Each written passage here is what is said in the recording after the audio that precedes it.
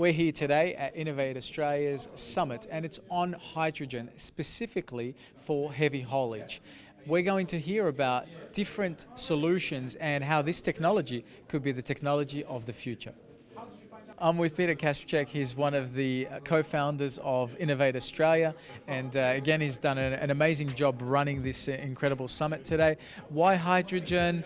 And tell us a little bit about the hydrogen highway. Okay, hydrogen is the future. Okay, so definitely, look, we're trying to sort of merge two technologies: battery technology, and hydrogen technology. Hydrogen vehicles are also electric vehicles. Okay, people sometimes don't understand, but actually they are also electric vehicles. So basically, you don't pour hydrogen into a normal internal combustion engine, although you could in some senses. But An additive? Yeah. That's correct. But new technology is actually that there is a fuel cell inside the vehicle, which is a box which you pour hydrogen into. It has a membrane inside, and chemical reaction happens. Oxygen is taken from the air, merged with hydrogen, and as a result, H2O, so water is created, comes out of the tailpipe.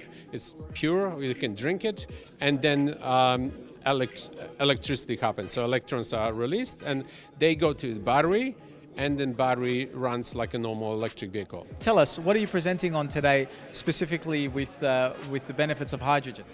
Yeah, H2E came up with an innovative approach to make this project, the hydrogen highway, to take off, breaking the link between the market, the fuel cell cars in the market, and the refueling stations. So we'll start producing the hydrogen first, utilize it, then as a byproduct we'll leave some hydrogen for the fuel cell cars to come.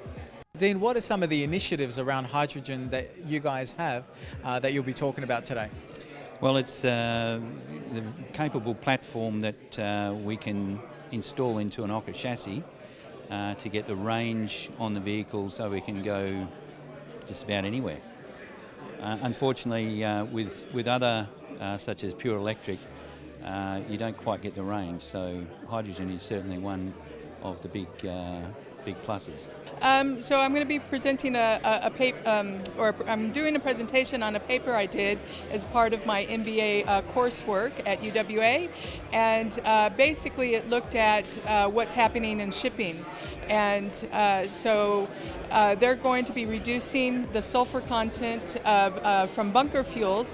Ships are going to have to get down to 0.5%, and that's a huge drop from 3.5%. And so everybody's kind of scrambling to actually try and find new ways of fueling ships. We've got around 52,000 ships at any given point on the oceans, so it's a big task, and it's going to have a huge impact on refining. Well, ITM Power's a British manufacturer, and we have a partnership here in WA with BOC, looking at manufacturing equipment for hydrogen refueling stations in Kwinana. So we feel that the heavy haulage fleet in WA is actually one of the perfect places to start. We started life in 2002 in the UK, and you can imagine back then there wasn't many fuel cell vehicles to play with hydrogen.